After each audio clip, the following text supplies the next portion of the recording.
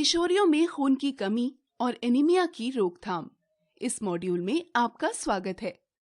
नमस्कार, मेरा नाम सुनीता है और मैं आंगनबाड़ी की सुपरवाइजर हूँ। इस मॉड्यूल में मैं आपकी मार्गदर्शिका रहूंगी। पिछले मॉड्यूल में आप एनीमिया और महिलाओं में खून की कमी के बारे में जान चुके हैं। आइए आपकी जानकारी परखने के लिए एक खेल खेलते हैं। ये नीता है। नीता एक गर्भवती एनीमिक महिला है। नीता के स्वास्थ्य में सुधार लाने के लिए हमें इसके शरीर में हीमोग्लोबिन की मात्रा बढ़ानी पड़ेगी। आपको स्क्रीन पर 5 प्रश्न दिखाए जाएंगे। आपको हर प्रश्न का जवाब अपनी जानकारी के अनुसार देना है। प्रत्येक सही जवाब पर नीता के शरीर में हीमोग्लोबिन की मात्रा कुछ बढ़ जाएगी। 5 प्रश्नों के सही जवाब देने से नीता के शरीर में हीमोग्लोबिन की मात्रा सामान्य हो जाएगी और वह खतरे से बाहर हो जाएगी। तो चलिए शुरू करते हैं। आपके गलत जवाबों ने नीता को अधिक एनीमिक बना दिया है। आइए इस मॉड्यूल में खून की कमी और एनीमिया की रोकथाम के बारे में जानते हैं। किशोरावस्था में एनीमिया या खून की कमी होने की संभावना अधिक होती है। यह बाद में चलकर गर्भावस्था के लिए खतरनाक साबित हो सकती है। अतः आपको किशोरियों में एनीमिया के कारण और उनकी रोकथाम के बारे में जानकारी होना अति आवश्यक है। इस मॉड्यूल में हम इसके बारे में विस्तार से चर्चा करेंगे। आपके सही जानकारी ने नीता को एक नई जिंदगी प्रदान की है। बहुत बहुत बधाई। आइए इस मॉड्यूल में खून की कमी और एनीमिया की रोकथाम के बारे में जानते हैं।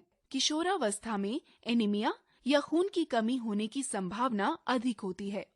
यह बाद में चलकर गर्भावस्था के लिए खतरनाक साबित हो सकती है। अतः आपको किशोरियों में एनीमिया के कारण और उनकी रोकथाम के बारे में जानकारी होना अति आवश्यक है। इस मॉड्यूल में हम इसके बारे में विस्तार से चर्चा करेंगे। इस मॉड्यूल के अंत तक आप किशोरियों में एनीमिया के कारण और प्रभाव जानेंगे। किशोरियों में एनीमिया की रोकथाम के लिए कार्यक्रमों के बारे में जानेंगे। बच्चों और किशोरियों में एनीमिया को रोकने के लिए क्या करें और क्या सलाह दें, जानेंगे। नमस्ते दीदी। नमस्ते रमा। नमस्ते हरी। आज कैसे आना हुआ? दीदी, हम हमारी बिटिया रीता के बारे में बात करने आए हैं।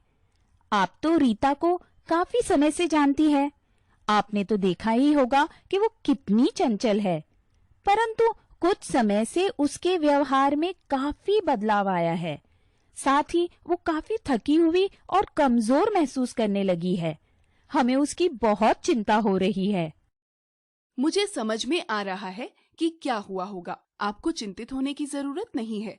आपको पता ही है कि कुछ माह पहले रीता की माहवारी शुरू हो गई है। अब वह किशोरावस्था में प्रवेश कर चुकी है।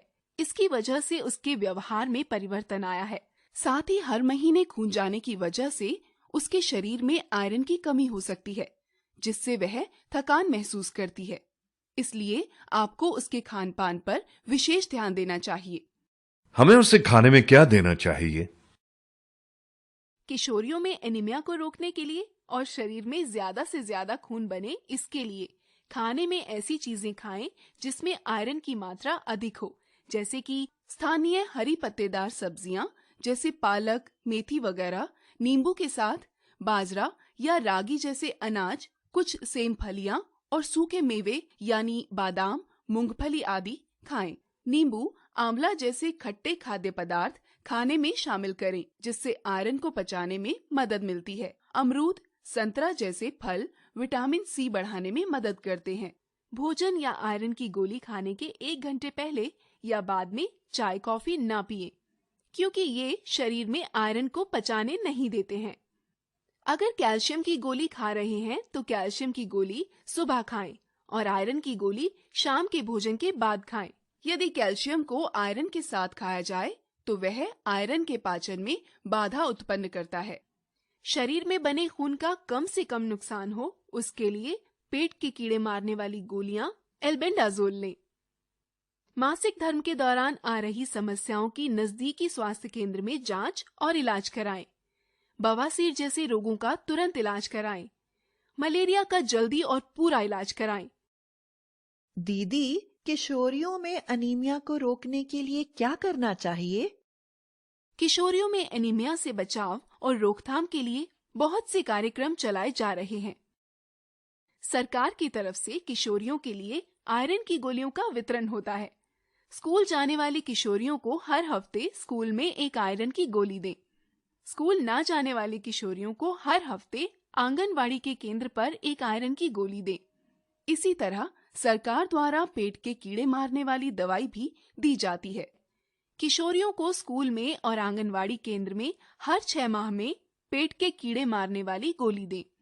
इसके अलावा एएनएम, आशा और आंगनवाड़ी कार्यकर्ता को किशोरियों को आयरन और विटामिन सी युक्त आहार खाने की सलाह देनी चाहिए।